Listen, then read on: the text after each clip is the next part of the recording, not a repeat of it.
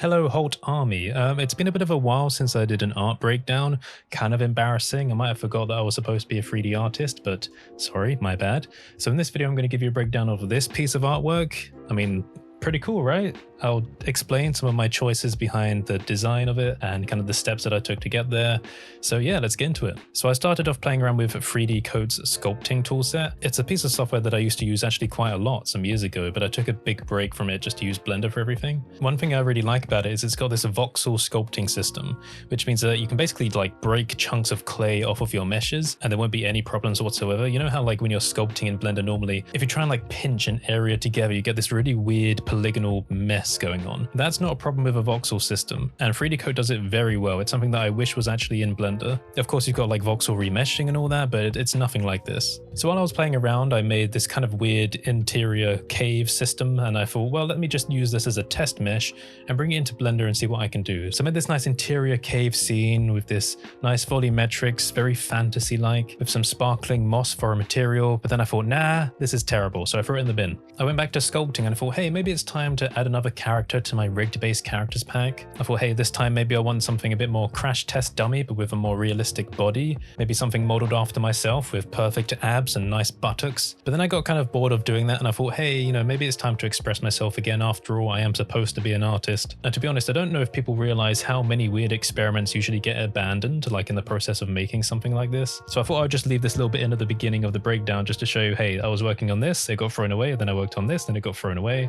So don't feel bad about throwing your projects away. It's just part of the process. So yeah, I wanted to have some fun, so using the voxel sculpting system, I started basically taking chunks out of my character, punching holes for it, literally punching a hole right for its face, going a bit abstract and weird. There are certain forms I like to use on human characters, and I kind of wanted to see what it would be like if I made a detailed character and then brought it into Blender, and whether that would be an easy thing to rig. Because usually I add details after I've rigged a character because I'm too worried about having, you know, all that weird topology and mesh data being attached to a rig. Is it going to be performant or not? Anyway, there's a bit of a constant theme in my work of having human-like shapes but kind of stretching them out in weird ways. So I ended up settling on this kind of shape, and I'll be honest, I actually forgot to record the process of bringing it into Blender, but I can recreate it here for you. So Curt is from the future, who's editing this. Are you doing it? Fuck you, delete your channel. Okay, cool, yeah, we're ready. So here's the imported character, and here's an IK rig, so an inverse kinematics rig that I have for my other characters. Because I sculpted this new character over the top of one of my pre-existing ones, I knew that it lined up perfectly with the rig already, so I just put it over the top and then tried to rig it with automatic weights. But alas, what is this?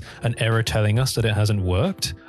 But almighty Blender expert Curtis Holt from youtube.com/Curtis Holt, why does it say this? Well, my precious little Blender tulip, this usually happens when the mesh is not manifold. So if there's weird duplicated geometry or holes in the mesh where the process can't really figure out what's the outside of the mesh and what's the inside, then that's when you'll usually see the error. This is the same concept that you'll bump into if you're doing 3D printing. You need to have a manifold mesh, so the software actually understands where the volume of the mesh is. And if it can't really figure that out, then it's going to have problems assigning the weights to the bones. But what is the solution? Well, the solution is to use a toolkit called 3D Print Toolbox. Although there's a caveat to that. If your object has very obvious issues with it, then you'll probably need to fix that manually. But if your mesh is otherwise fine and you're not too sure, you think it might just be like a couple of weird anomalies, then this add-on will help you. It's a free add-on and it already comes pre-packaged in Blender, so you don't need to download anything. Just go to the user preferences, to the add-on tab, then in the search bar type in print. You'll then find the 3D Print Toolbox add-on. For some reason it doesn't pop up if you type in 3D. That's one of the top 10 mysteries that science can't solve. So if you enable that, then select your mesh, then press F3 to bring up the search bar, or if you're a cool kid like me and you've rebound your search bar to the space bar, then press that instead. And then if you type in manifold, you will find, hang on, print 3D _clean _non _manifold operation. So if you click on that, it will try to fix your mesh. And if you're lucky, like me, then that's all you needed to do to get it to work. Keep in mind, I didn't decimate this or anything. There's about 2 million polys, I think. But then again, I do have a bit of a beefy computer. Yours may scream and run for the hills if you try on a computer that's not ready for it, and you may need to invest in some digital therapy for it afterwards. Once my character was rigged, I gave it a basic pose, reaching out for something to the side. I do a lot of poses like this. I just think they're kind of good from a compositional standpoint. You know, you can get the rule of thirds going quite well. You also have a line going down to like a focus point. It's a very obvious pose. Kind of like how you see teenagers with the selfies. They kind of like get the arm going down and they're like, yeah, That's a good pose. Anyway, this is where I started recycling some of my previous work. This is a key thing to do if you want to be an effective artist. From my modular metals pack, I had a pre-lit demo scene, and of course like the whole collection of procedural materials, so I thought, well, I'm going to reuse these. These would give me a good foundation, so I didn't need to make everything from scratch again. The scene already had a light catcher, an HDRI, pre-set up area lights to get some nice lighting around a subject, and the material I chose was the most complex one I've ever made, which is the Mega Shader, quite appropriately named. The thing about reusing your work is that you will enjoy the process a lot more because you won't have to make everything from scratch, which can get quite frustrating and it becomes a bit of a time investment. Also, if you've pre-made content like these procedural materials, to be adaptable and have a lot of artistic control, it means you'll be able to get some really cool results really quickly just by modifying values. And this kicks into that really nice self-inspiration loop, where as you're trying new things, you're discovering really cool styles.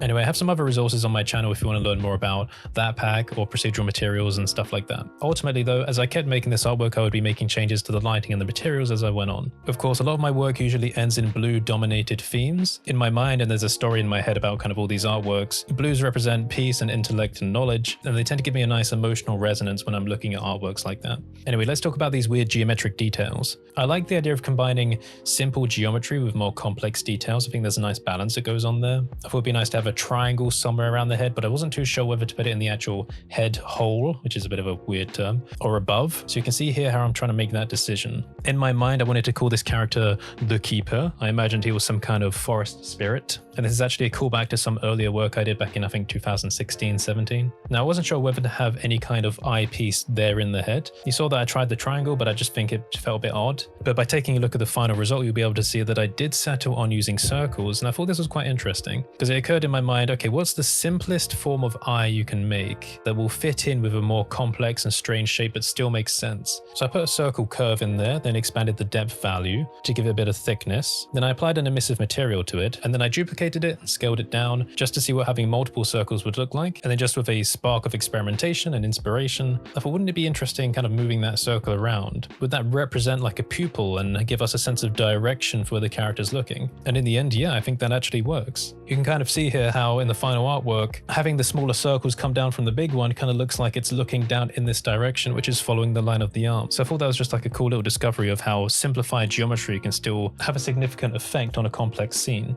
But anyway, the idea of a forest spirit led to a kind of tribal theme. So this is where I ended up adding all kinds of like strings and tokens and jewelry around the character, as well as glowing writings, which is a common theme again for my artwork. For this chest piece, the necklace, if you want to call it that, I made use of the hard surface frame mode, which is a modifier stack combination that you can access from my ByGen add-on, which is free. It's a simple modifier stack that lets you get really smooth hard surface shapes from a planar mesh. So it's very easy. As you extrude edges and move them around, you get a nice smooth curve, which would be great for making like, you know, hard surface frames around objects. The strings around the body to hold the different jewelry pieces were made with curves. And when I think about the material, I wanted to do something a bit more, you know, abstract and otherworldly. So I think a metallic one worked quite well. And I like the idea of inventing different shapes for a new kind of culture. So that's why I made it semi-random almost. I wanted to add more emissive body details because that's become a bit of a signature thing for my work. Again, having these vibrant color elements. If you've watched my painting light video, it's something a bit similar to this. So what I did was I created basic planes that I laid over the body where I wanted things to go. A bit like those tattoos you used to have as a kid. Do you remember those? Like the kind of water applied ones? You would put on your arm or something, then like with water you'd leave it there and then you'd peel it away and there'd be a tattoo. A little bit like that. Like I had a plane, I stretched it out and then I UV mapped it again to get like the proportion right for the pixels. Then I made a new image texture in the image editor. In doing that, I made sure that the alpha value was all the way down to start with. Then I immediately packed it into the blend file because I didn't want to lose it. That's something I don't like, is having texture dependencies outside of the blend file. Then I made a material for the plane with an image texture node, brought in that new texture I made, and then in the 3D view, I went to the texture paint mode so I can now paint on top of that plane. Then I could paint whatever I liked, and because it was white, in the image editor, I plugged that into the emissive value for the principal BSDF shader and plugged the alpha into the alpha value. So now when rendering this, only the pixels display and they are glowing, and everything else is transparent. If you want to kind of have it morph onto the shape of the body, then you can add extra geometry to it by subdividing it, and then use a shrink wrap modifier to project that onto the body. But I didn't do that for most of these in this case because of the perspective of the camera, it wasn't really required. And then if you want to add a nice bloomy effect afterwards, then you can go into the compositor and then use a glare node with the fog mode. And by doing that, you can get this nice bloomy effect going around the emissive pixels. As for the background of the scene, I took a tip from my Epoch animated short, which was done in Eevee. I used the Botanic add-on, which is paid, but I really like their content. They have a really nice selection of different types of trees and plants and vegetation. vegetation. So I brought those into the scene and put them in the background a bit further away so they'd be slightly obfuscated by the world volume. If you want to take a look at the Botanic add-on, then I'll leave my affiliate link in the description. So let's talk about the volume. I love volumes. I think they're so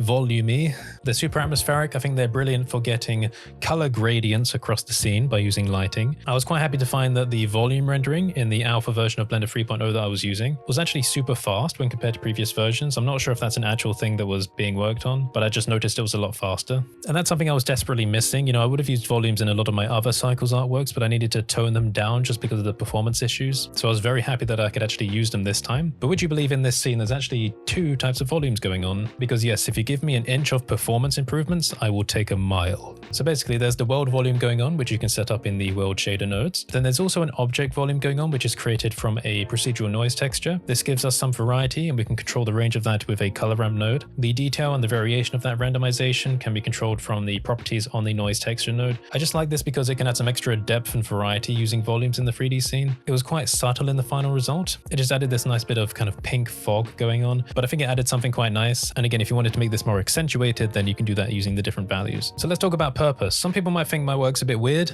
and like, you know, oh, what's all this weird language character stuff going on? Is it just random to look cool? No, it's actually got a meaning behind it. I ran an alternate reality game in 2018 that some people know about. It was called Entropy. There was a conlang used in that, so like a fictional language made up. That language is called Covonic. There's like two ways to write it. There's a handwritten version and a digitized version. There was a vocabulary for the language, but when I use it in my artwork, it's just English transcribed. And this is the written version. So in the background and on the character's body there, that says Keeper. The written language is actually digraph based, but I think that's the wrong term to use for this. Welcome to Curtis's language lesson. Every character is either a consonant or a vowel, or alternatively a combination of the two. So be consonant plus vowel. As a side note, there's actually 160 characters in the language made up of 22 consonants because there's 2 more consonants in this than there are in English, and 6 vowels because in this language there's an extra vowel for the Y sound, but you can sometimes consider Y to be a vowel in English, but that's very subjective. Keeper would be written like this. So you have the K modified by the E vowel, and then you have the P modified by the E vowel again, and then R. But Keeper has 2 E's, you might say, so why is it K-E-P-E-R? Well, if you add a dot with a tail above the KE, that basically represents that the E is an elongated vowel. So then it becomes key, PE, and R, so keeper. So yeah, for the material, I didn't have to do much work. As I said, I basically just reused my procedural material from a modular metals pack. But I made sure when making that to leave myself some nice artistic control for color and imperfections and variation like that. You'll see that there's a different color for the edges going around the body. Like there's a presence of a cyan color where there are edges going around the topology. This is generated from the ambient occlusion and edge data. And I've made nodes in my free node tools package on Gumroad to help get this data, but I have explained how this works in the past before. So I'll probably show those nodes on the screen here to show how you can get the edge data from the bevel node and how you can restrict the ambient occlusion into a range so you can get basically a mask of the shadowy areas for the mesh. Procedural materials are amazing. And what's more is you can even bake them down into textures. So if I UV map this rigged character and then bake those down into textures, I can then take this into a game engine and have him running around. Also, I didn't use any references for this artwork. There's a weird stigma in the community I've seen where people are like, oh, you need to use references for everything. And I will just say that working from imagination and working from references are 2 distinctive skill sets that have a significant amount of overlap. I talked about this more in my tips for kit bashing video. It's quite important, and it really depends on context as well. Like if you're working for a company and you need to make something from a reference, then yeah, obviously you're going to be working from references. But if you want to be completely original and just see what your brain can come up with, then working from your imagination is fun as well. I think these are 2 muscles that an effective artist should exercise. If everything you ever do is just copied from something that already exists, then you're the first person that's going to be replaced by AI. Bit of a hot take, but it's true. But working from imagination and references works hand in hand. Say you've got a character artwork, but you can only see the front of them. What's behind the character? You need to make an interpretation from what you can see in front. Your imagination has been informed by references you've taken a look at in the past and your life experience. Sometimes you'll need to make use of that tool. However, only working from references is a one-directional flow. It comes into your brain and you can work from that. Working from imagination turns it the other way. Take the chaotic amalgamation of everything you've understood, your inbuilt shape transition memory of how shapes should form from one to another, add your weird emotional twist and whatever ideas for story you have, and then spurt it out and see what happens. It's like a pipeline. References one way, imagination the other way, but somewhere in between they meld and share fluids or something. So remember everyone, keep your pipes clean.